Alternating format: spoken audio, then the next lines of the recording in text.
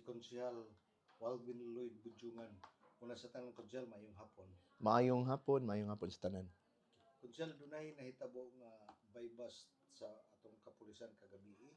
Dayon, pwede na ito masayran, Konsyal. Kinsa ni bata? Mao ni si kanang ato ang nasikop sa baybas gahapon mao si Mark Daven D. Lumapas. Ah, Lumag gini siya taga dire. dili na siya lumad actually sa tabok na siya somewhere na di lang ko kasuta kung ahagid ang ilahang area gyud. Pero during that time sa una pa nagbalay-balay man sila dool diha dapit sa KFC at tubangan gyud sa entrance sa tuang minteryo. Dayon gi-reclaim naman sa gobyerno. Then murag caretaker na ilang family diha mo nang naabot na sila gagwada. Adi gid sila. Dili sila lumad di sila lumad sa gwada. Konsyal, kanang kini siya, unsa man ni wala ni maapil sa mga katong surrenderi sa una. Matawag na to og ingon ana kay kani si Mark Daven ni under man pagka probationary sa una kay murag na prison na pud ni sa una. Dayon mao lagi na during that time nga karong mga niagi lang nga kuan nagligon naman pud atong pulis sa mga sa ato ang mga PWDs nato sa atong mga surrendering nga ginamiting bitaw nga kada bulan naa sila magpakita man lang sa kuan nga isip sa ilahang pag-surrender sa una nga gapadayon sila gapog suporta sa gobyerno labi na diri sa ato ang kapulisan sa Osamis. So naamo mga area usahay nga labaw na karon nga sa gunso na pud ang mga illegal na droga sa ato ang barangay kay murag pipila ka bulan, murag bulan pa gyud siguro ang nilabay nga naa man pud gyud tay nasikop diri dapit sa Aguada nga babayi. So ang mga area sa una nga medyo hotspot ginamonitor ginas pulis.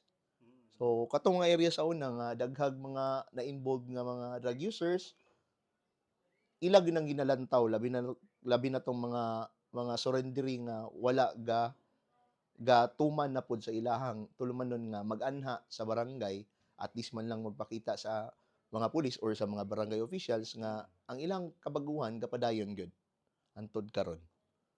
Sa isgutanan sa droga kini siya dili bago or sa una doon involved na ani siya sa una. Dili na bag-o kay murag na so under man ni sa surrender sa una. So dili na ni bag-o sa iyaha dayon isa pod kanang probationary dayon na prison na gid sa pod sa una. Ang kaso mo gyapon. Di ko kasigurado sa iyahang first case ug second. Di ko ka kuan kay pero pagkangalan nga surrender ka about drugs man to inana. Ani kini karon kay nadakpan man siya gimanmalan gini siya sa atong kapulisan, gi-surveillance gini siya. Ang mga kapulisan always man sila mag-communicate sa barangay nga sa inyong area na ay mga ingon ana ako dako kay kog pasalamat sa kapulisan nato nga sa ilahang pagkugi gid bitaw sa ilahang tinguha nga mahinlo ang ato ang barangay kay nang mga area katong giingon sumala sige ingon ako ganina nga tong mga area nga medyo hotspot nga area nga labaw nagkatong na mga surrendering nga wala nagkuan matrace up panguna nila.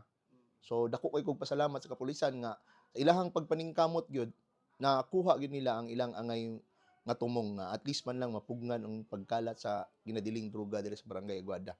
Pero kamo sa barangay Konsyal, na monitor ba pud niyo?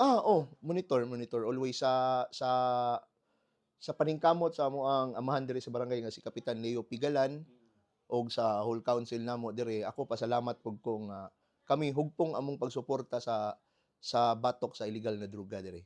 So tanan among gi monitor gyud labi na sa inyo nana like parehaan ng kakalihukan sa gobyerno nato nga parang sa PWDs nga every month na agid tay kuan ma-question man pud na nga nung sa una surrender ka, active ka, by the time nga nagpatawag na pud ang gobyerno wala na pud ka. So isa po na sa siguro sa basihan sa mga pulis nga nung ilahang matrace up ang ngayon nana. Okay, salamat kayo anak Konsyal. Gawas aning sa inyong pagmonitor sa barangay, gawas aning bataan na pabailain gi-monitor niyo? Kana siya dili pud ko pwede makapagawas og statement about ana kay isa pud na basin makababag ta sa mga trabaho sa pulis.